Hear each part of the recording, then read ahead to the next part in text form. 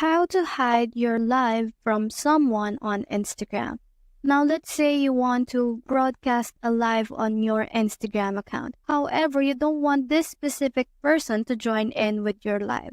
All you have to do is to tap on your profile icon on the lower corner right here and click on these three lines on the upper corner right here.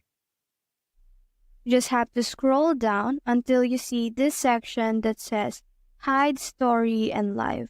Just have to tap on that and click on Hide Story and Live so that you will be able to hide your live videos from specific people.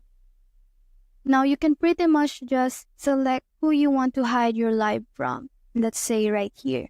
Now once I'm done, all I have to do is to tap on this button. Now if I refresh this, my story and live is hidden to this specific person. So that's how to hide your live from someone on Instagram. Hope we help.